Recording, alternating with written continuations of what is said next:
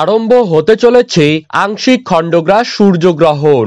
নতুন বছরের প্রথম সূর্যগ্রহণকে কেন্দ্র করে সকলের মনেই কিন্তু শোরগোল দেখা মিলেছে। দিনের বেলাতেই গোটা পৃথিবী জুড়ে নেমে আসবে ভয়াবহ অন্ধকার। আংশিক খণ্ডগ্রাস সূর্যগ্রহণের বিশাল প্রভাব পড়বে বিশ্ববাসীর জীবনে। বিগত প্রায় 150 বছরের মধ্যে সবথেকে বড় এবং বিরল মহাজাগতিক সূর্যগ্রহণ শুরু হতে চলেছে। এই ঘটনাটি খুবই গুরুত্বপূর্ণ, কারণ গ্রহণটির স্থায়িত্বকাল 3 ঘন্টা 53 মিনিট, অর্থাৎ 4 ঘন্টার কাছাকাছি সময় ধরে চলতে থাকবে গ্রহণটি। মাঝে মধ্যেই বিশ্ববাসী নানা ঘটনার সাক্ষী থেকে যায়, যার মধ্যে এই ঘটনাটি কিন্তু বেশ প্রভাবশালী।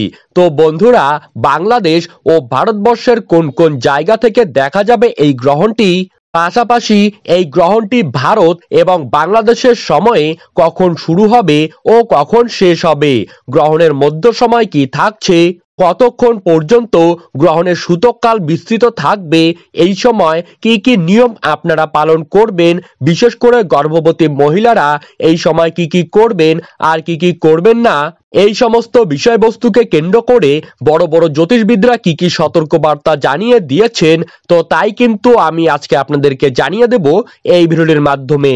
তাই বিস্তারিতভাবে জানতে হলে অবশ্যই ভিডিওটিকে শেষ পর্যন্ত মনোযোগ সহকারে দেখবেন এবং আপনারা কোন জেলা থেকে আমাদের ভিডিওটিকে দেখছেন সেই জায়গার নামটি কিন্তু কমেন্ট বক্সে লিখে জানাবেন এবং ভিডিওটি ভালো লাগলে একটি লাইক করবেন আর চ্যানেলটিকে সাবস্ক্রাইব করে রাখবেন, যাতে এই রকমই গ্রহণের খবরের আপডেট আপনারা যেন সবার প্রথমেই পেয়ে যেতে পারেন। তো চলুন এক নজরেই দেখে নেওয়া যাক। বছরের প্রথম গ্রহণটি কিন্তু শুরু হতে চলেছে 29শে মার্চ অর্থাৎ 2025 সালে এবং বাংলার তারিখ অনুযায়ী 15ই চৈত্র 1431 বঙ্গাব্দে। সেদিন রয়েছে শনিবার।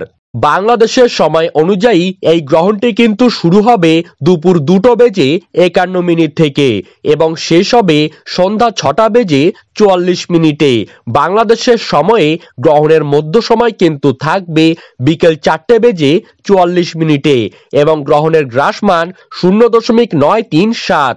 একই সাথেই ভারতে দুপুর 2:21 এই গ্রহণটি শুরু হবে আর শেষ হবে 6:14। বন্ধুরা, বাংলাদেশের ঢাকা, সিলেট, চট্টগ্রাম, নোয়াখালী, পাবনা, খুলনা, রাজশাহী, বিবাড়িয়া, কিশোরগঞ্জ, সুনামগঞ্জ, নেত্রকোনা, টেকনাফ, বরিশাল এইসব জায়গা থেকে এই সূর্যগ্রহণটি কিন্তু স্পষ্টভাবে দেখা যাবে। ধন্যবাদ।